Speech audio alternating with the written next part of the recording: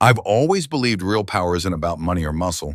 It's about knowing everything about someone, even the things they don't know about themselves. I don't look like a predator. In a coffee shop, I'm just another guy with a laptop. At the grocery store, I'm the quiet one with a basket and headphones. But when I get home, lock the door, and sit down at my desk, the world is mine. I never touch my victims. I don't even walk past their houses. All I need is a few minutes on an open Wi-Fi, a couple of hours scrolling through their social media, and I'm inside. Their cameras, microphones, smart lights, thermostats, they're my eyes and ears. I can make a fridge beep at 3 in the morning, turn the lights off and on until someone cries, or play a child's voice through a smart speaker in an empty room. It's not about the tricks themselves. It's about the unraveling, the slow, delicious panic as they realize something is wrong, but can't prove it. I pick my targets carefully. Sometimes it's a neighbor who never says hello. Sometimes it's a stranger who posts too much about their perfect life. I watch them through their own devices, learning their routines, their secrets, their fears. I start small, an email that won't send, a playlist that shuffles to a song they hate, a thermostat that refuses to warm the house on a cold night. They call tech support, reset passwords, blame the company. But nothing works, because I am always there, just out of sight, just out of reach. The best part is watching them try to explain it to someone else. My lights keep flickering, but only when I'm alone. My phone keeps calling numbers I don't recognize. Their friends laugh, their partners roll their eyes. The more they insist, the crazier they sound. That's when the real fun begins. I start sending messages from their accounts, just enough to make them doubt themselves. A cruel text to a friend, a strange post on social media, a calendar reminder for a meeting that doesn't exist. They apologize, say it was a mistake, but the damage is done. Trust erodes, isolation sets in. I never get bored. There's always a new way in, a new button to press. Sometimes, late at night, I watch them through their laptop cameras, their faces lit by the blue glow of the screen, eyes darting, hands shaking. I wonder if they sense me watching. I wonder if they know how close I am. But they never do. Not until it's too late. One of my favorites was a woman who lived 2 floors above me. She worked from home, always on video calls, always smiling for the camera. Her apartment was a showroom of smart tech, voice assistants in every room, security cameras, even a fridge that ordered her groceries. She made it so easy. I started with her lights, dimming them just enough to make her squint during meetings. Then I'd mute her microphone for a split second, just long enough for her boss to notice. She'd apologize, flustered, cheeks red. I could almost feel her embarrassment through the screen.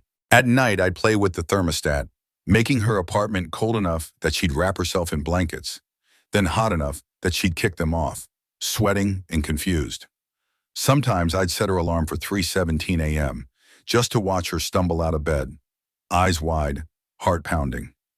She started looking tired, snapping at her friends on the phone, missing deadlines. I watched her world shrink, her confidence crack. She tried everything, new passwords, new devices, even a new router. But I was always a step ahead. I'd leave little hints just for her. A photo from her own camera roll, posted to her social media with no caption. A playlist called I See You appearing on her phone. She'd delete them, but I'd put them back. She started unplugging everything at night, but it didn't matter. I was already in. Sometimes I wondered if she suspected someone. She'd glance at her windows, double-check the locks, even call the building manager. But no one believed her. Why would they?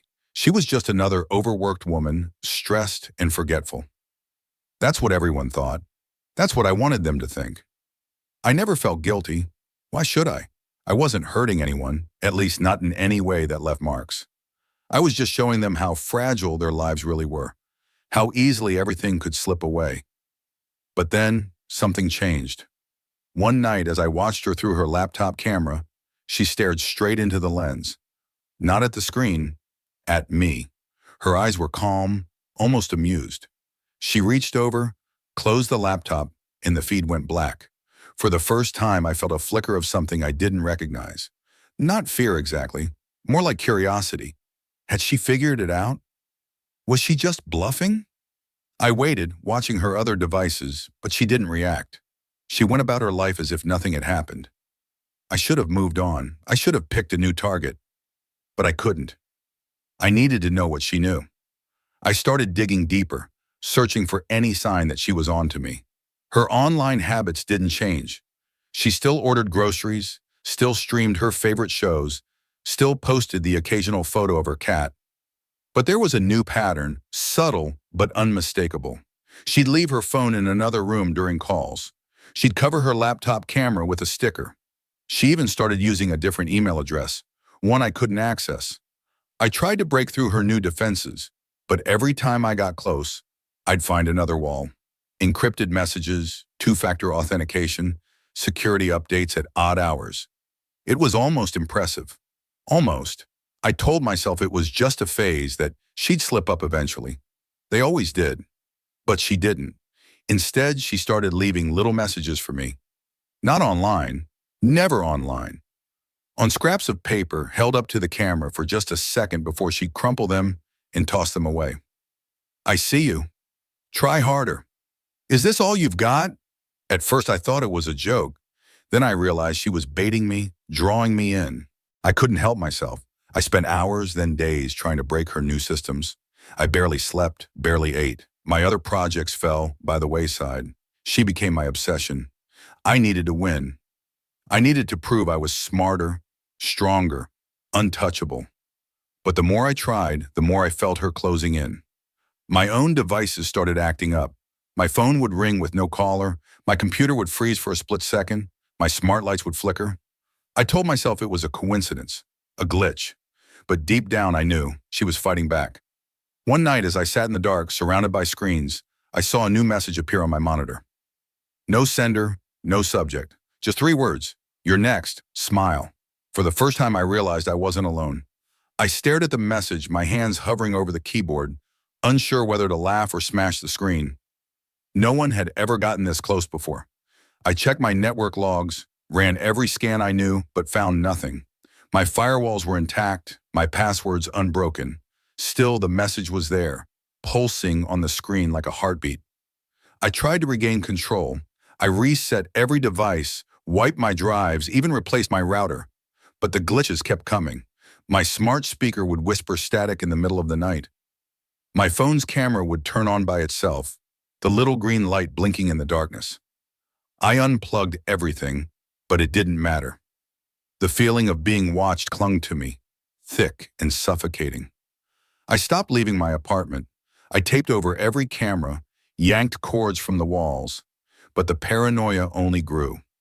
Every shadow in the hallway, every knock at the door felt like a threat. I barely slept, jumping at every sound, every flicker of light. My world, once so orderly and controlled, was shrinking around me. Then one morning, the police were at my door. Calm, methodical, they read me my rights as they searched my apartment.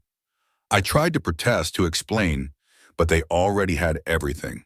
Logs, messages, footage. Someone had sent them a file, a perfect record of everything I'd done. Every intrusion, every manipulation, every moment I'd watched and tormented my victims. My own words, my own code, turned against me. As they led me away, I caught a glimpse of her standing across the street, phone in hand, watching. She didn't smile. She didn't need to. I understood finally what it felt like to be powerless. To have your life dismantled piece by piece by someone you couldn't see, couldn't stop. Now in a cell with no screens, no signals, no way out, I replay every moment in my mind. The silence is absolute. The world I once controlled is gone, and I am left with nothing but the echo of my own obsession. No redemption, no escape. Just the consequences I thought I'd never face. And somewhere out there, I know she's watching.